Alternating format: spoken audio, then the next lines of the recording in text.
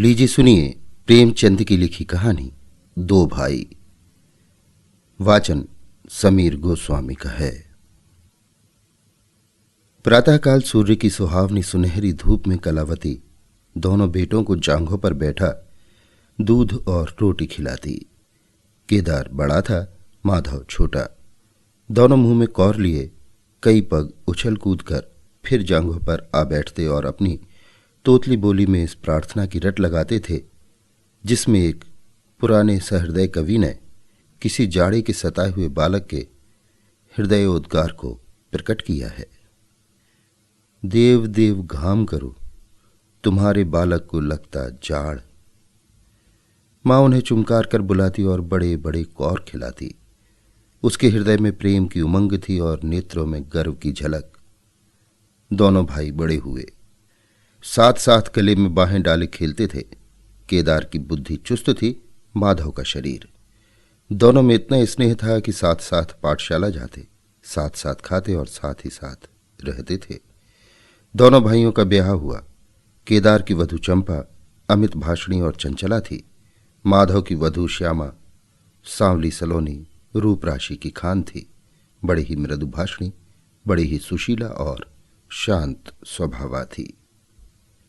केदार चंपा पर मोहे और माधव श्यामा पर रीझे, परंतु कलावती का मन किसी से न मिला। वो दोनों से प्रसन्न और दोनों से अप्रसन्न थी।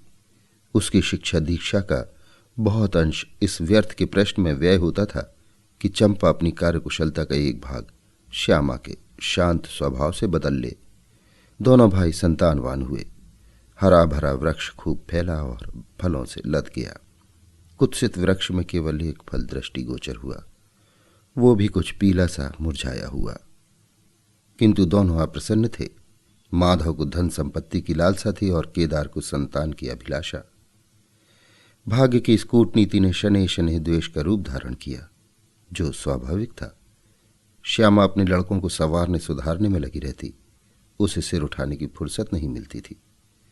बेचारी चंपा को चूल्हे में जलना और चक्की में पिसना पड़ता। ये अनीति कभी कभी कटु शब्दों में निकल जाती। श्यामा सुनती, कुढ़ती और चुपचाप सह लेती, परंतु उसकी ये सहनशीलता चंपा के क्रोध को शांत करने के बदले और बढ़ाती। यहां तक कि प्याला लबालब भर गया। हिरन भागने की राह न पाकर शिकारी की तरफ लपका। चंपा और श्यामा समकोण बनाने वाली रेखाओं की भांति अलग हो गईं।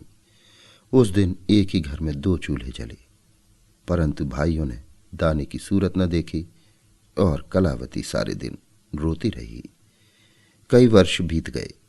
दोनों भाई जो किसी समय एक ही पालथी पर बैठते थे, एक ही थाली में खाते थे और एक ही छाती से दूध पीते थे, उन्हें अब एक घर में एक गांव में रहना कठिन हो गया। परंतु कुल की साख में बट्टा न लगे, इसलिए ईर्ष्या और द्वेष की धधकी हुई आग को राख के नीचे दबाने की व्यर्थ चेष्टा की जाती थी। उन लोगों में अब भ्रातृ स्नेह न रहा, केवल भाई के नाम की लाज थी। माँ भी जीवित थी, पर दोनों बेटों का वैमनस्य देखकर आंसू बहाया करती। हृदय में प्रेम था, पर नेत्रों में अभिमान न था। कुसुम वही था, परंतु वो छटा न थी। दोनों भाई जब लड़के थे तब एक को रोते देख दूसरा भी रोने लगता था। तब वो नादान, बेसमझ और भोले थे।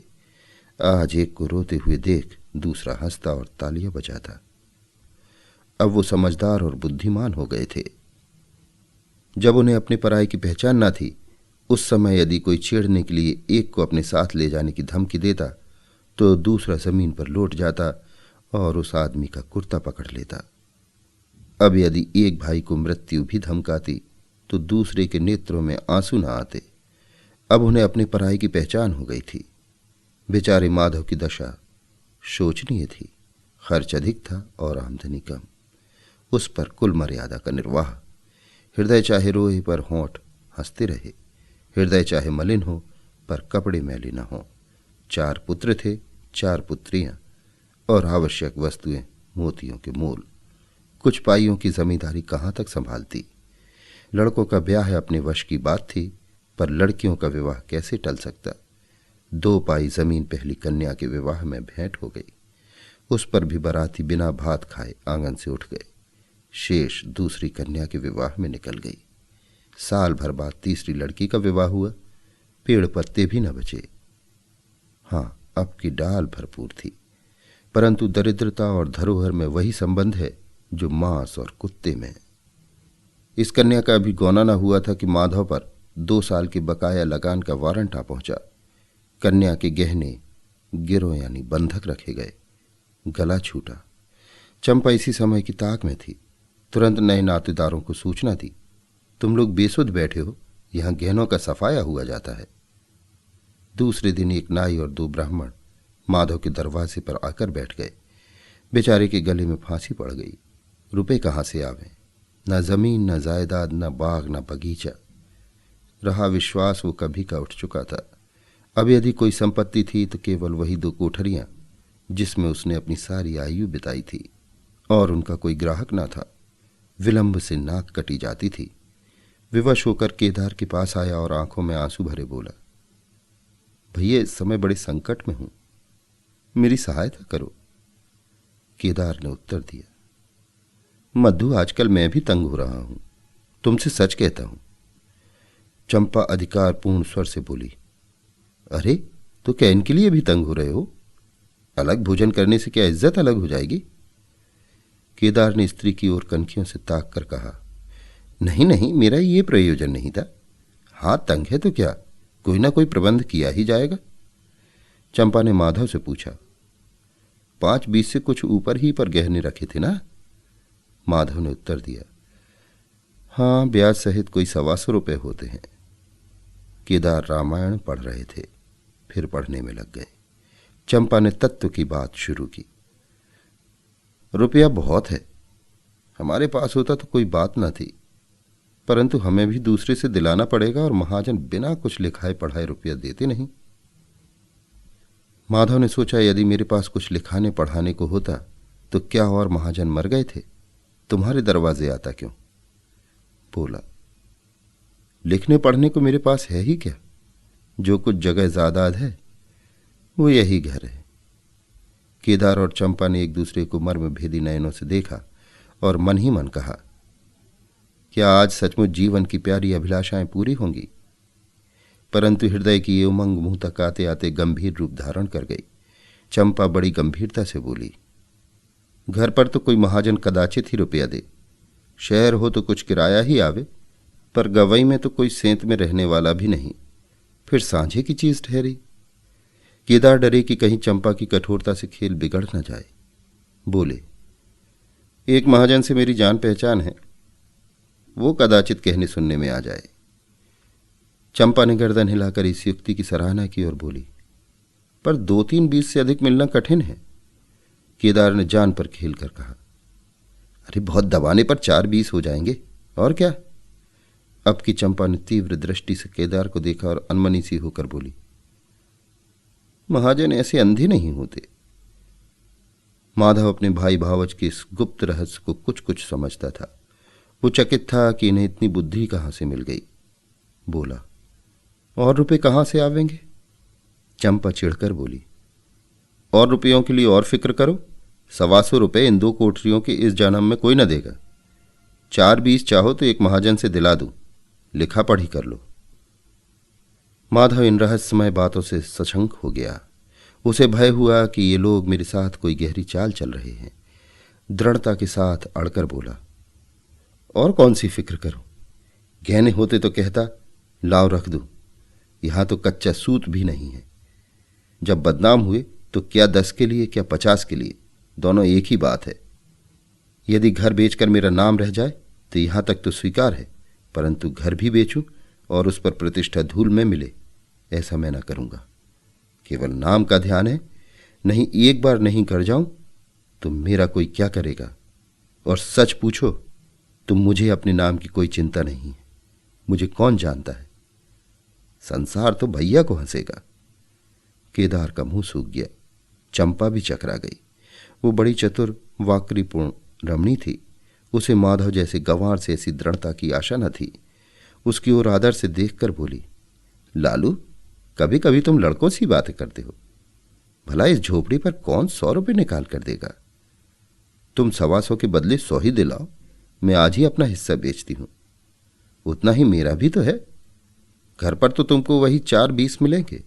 हाँ, और रुपयों का प्रबंध हम आप कर देंगे। इज्जत हमारी तुम्हारी एक ही है, वो ना जाने पाएगी, पर रुपया अलग खाते में चढ़ा लिया जाएगा। माधव की इच्छाएं पूरी हुईं। उसने मैदान मार लिया। सोचने लगा, मुझे तो रुपयों से काम है, चाहे 1 नहीं 10 खाते में चढ़ा लो। रहा मकान, वो जीते जी नहीं छोड़ने का। प्रसन्न होकर चला। उसके जाने के बाद केदार और चंपा ने कपट भेष त्याग दिया और बड़ी देर तक एक दूसरे को इस कड़े सौदे का दोषी सिद्ध करने की चेष्टा करते रहे। अंत में मन को इस तरह संतोष दिया कि भोजन बहुत मधुर नहीं, किंतु भर कठौत तो है। हाँ, देखेंगे कि श्यामा रानी इस घर में कैसे राज करती है। केदार के दरवाजे पर 2 बैल खड़े हैं। इनमें कितनी संग शक्ति, कितनी मित्रता और कितना प्रेम है। दोनों एक ही जुए में चलते हैं, बस इनमें इतना ही नाता है। किंतु अभी कुछ दिन हुए, जब इनमें से एक चंपा के मैके मंगनी गया था, तो दूसरे ने 3 दिन तक नाद में मुंह नहीं डाला।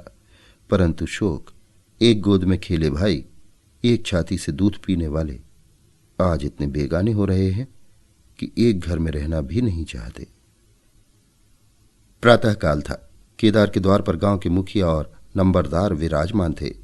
मुंशी दाता दयाल अभिमान से चारपाई पर बैठे रेहन का मसविदा तैयार करने में लगे थे। बार बार कलम बनाते और बार बार खत रखते, पर खत की शान न सुधरती थी। केदार का मुखारविंद विकसित था और चंपा फूली नहीं समाती थी। माधव कुम्हलाया और मिलान था। मुखिया ने कहा, भाई ऐसा हित ना भाई ऐसा शत्रु। केदार ने छोटे भाई की लाज रख ली। नंबरदार ने अनुमोदन किया। भाई हो तो ऐसा हो। मुख्तार ने कहा, भाई सपूतों का यही काम है। दाता दयाल ने पूछा, रेहन लिखने वाले का नाम? बड़े भाई बोले, माधव वल्द शिवदत्त। और लिखाने वाले का? केदार वल्द शिवदत्त। माधव ने बड़े भाई की ओर चकित होकर देखा। आंखें डबडबा आईं। केदार उसकी ओर देख न सका। नंबरदार, मुखिया और मुख्तार भी विस्मित हुए। क्या केदार खुद ही रुपया दे रहा है? बातचीत तो किसी साहूकार की थी। अब घर ही में रुपया मौजूद है तो इस रेहननामे की आवश्यकता ही क्या थी? भाई भाई में इतना विश्वास। अरे राम राम, क्या माधव 80 रुपये का भी महंगा है? और यदि दबा ही बैठता तो क्या रुपया पानी में चले जाते? सभी की आंखें सेन द्वारा परस्पर बातें करने लगीं, मानो आश्चर्य की अथाह नदी में नौकाएं डगमगाने लगीं। श्यामा दरवाजे की चौखट पर खड़ी थी। वो सदा केदार की प्रतिष्ठा करती थी, परंतु आज केवल लोक रीति ने उसे अपने जेठ को आड़े हाथों लेने से रोका। बूढ़ी अम्मा ने सुना तो सूखी नदी उमड़ आई। उसने एक बार आकाश की ओर देखा और माथा ठोक लिया। अब उसे उस दिन का स्मरण हो आया जब ऐसा ही मुहावरा सुनहरा प्रभात था और 2 प्यारे प्यारे बच्चे उसकी गोद में बैठे हुए उछल कूद कर रोटी खाते थे। उस समय माता के नेत्रों में कितना अभिमान था, हृदय में कितनी उमंग और कितना उत्साह। परंतु आज नयनों में लज्जा है और हृदय में शोक संताप। उसने पृथ्वी की ओर देखकर कातर स्वर में कहा, हे नारायण, क्या ऐसे पुत्रों को मेरी ही कोख में जन्म लेना था? अभी आप सुन रहे थे प्रेमचंद की लिखी कहानी 2 भाई। वाचन समीर गोस्वामी का था।